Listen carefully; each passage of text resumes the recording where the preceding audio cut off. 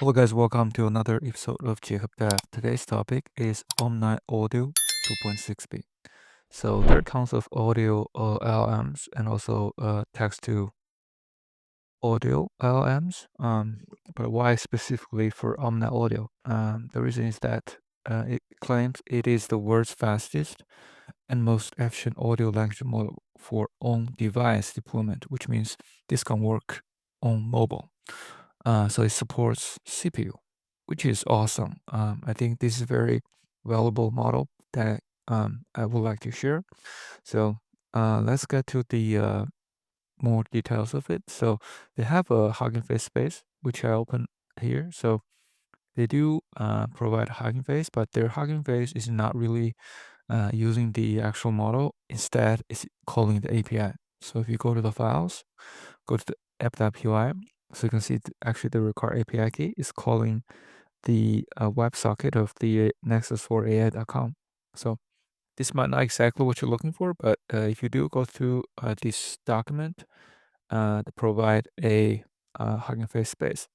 So the actual setup is gonna be on Streamlit. So which I'll demo this a little bit later. So if you look at the quick for local setup, basically have a section for setup. So first you have to install Nexa SDK, then just run the one-line command OmniAudio. Then you can actually see something like this. So this is actually already spin up. So in this video, we're going to talk about how to set it up and maybe a little bit introduction of Nexa. So that being said, let's go to the Kaggle notebook. So if you go to kaggle.com, create a notebook called OmniAudio. So just copy this command line, which is similar to Olama. So very similar actually. So just copy the one line command to install Nexus for AI SDK. So first install the SDK, but they cannot run on system D. You can see here, but it's okay. So this is only for start. So if you start a device, usually on Linux you do system D, but it's okay in the Kaggle notebook, so it works. So just run this command, and then you go to the ungrow setup. We don't go through the setup steps in this video because we demo this almost in every video. So just get your ungrow token from console, point your port to 10133. So make sure that your public ungrow URL is pointing to 10133. So that's basically the Nexa port. So if you look at the Nexa run on OmniAudio is spin up on 10133. So this is actually the Streamlit app port. So just basically run this command. You'll be able to see everything spin up on this port. It's very straightforward setup. So if you go to the Nexa SDK, so you can see they have an installation for all OS, Mac OS, and also Windows, and the also they can install Python packages. So the particularly interesting is that this is very similar to Olama, but they also support model scope instead of the Hugging Face. So if you run Hugging Face, just do a run Hugging Face, get the model from Hugging Face, and then if you do this model scope, just do a -ms. So that's it. So we did a default install. So you can see this default. It doesn't really specify HF or model scope. So basically download the 2.6B model as a 4-bit model.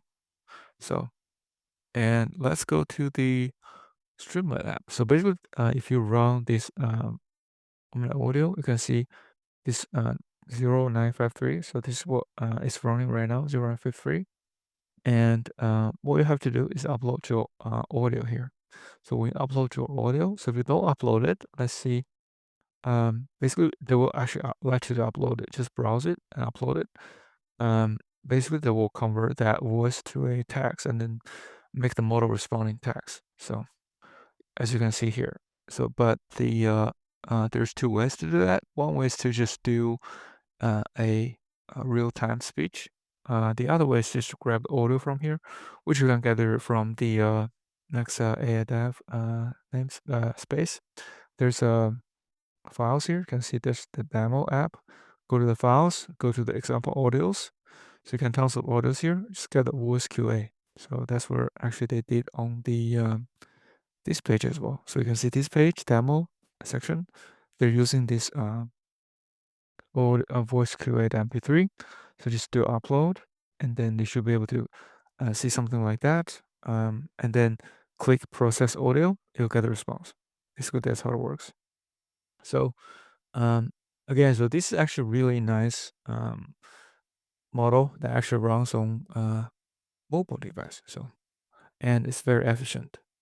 So I think it worth a try. As also you can see, we're actually running the demo on CPU, so it's not on a GPU, right?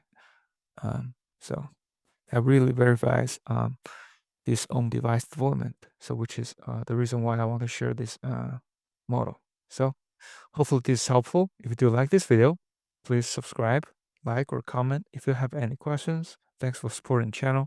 See you in the next one.